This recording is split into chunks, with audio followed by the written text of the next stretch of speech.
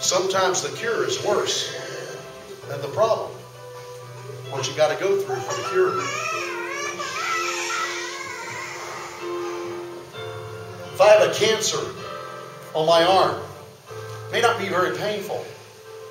It may just sometimes ooze once in a while, things like that.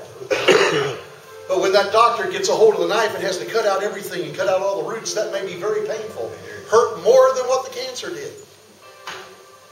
Sometimes God has to cut deep into our lives, into our hearts, into our thoughts, into the way that we were trained, into the different things that happened to us in our past. He has to cut deep into them, bring them to the surface, and remove them.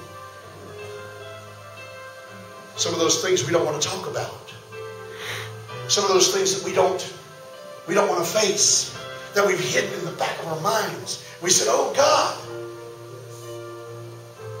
I don't need this. I don't want to face this. I don't want to go through that again. God says, you don't have to go through it again. But you got to let me take it. You got to let me remove it. Some have been hanging on to things that happened in your childhood. Been molested. Things have happened to you. And it's driving you in the directions that you're going today. But you let God start building the house. You start letting God start stretching you. You start letting God take control of your life. He'll begin to pick those things out of your life. Amen. One at a time.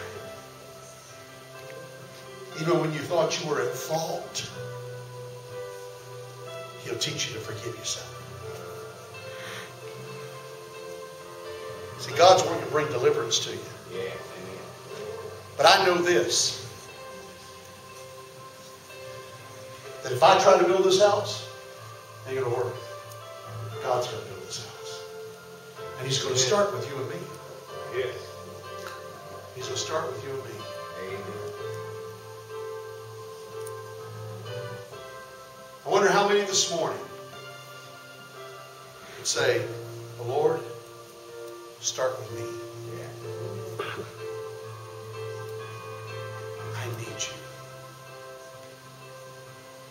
I'm going to ask that you stand this morning.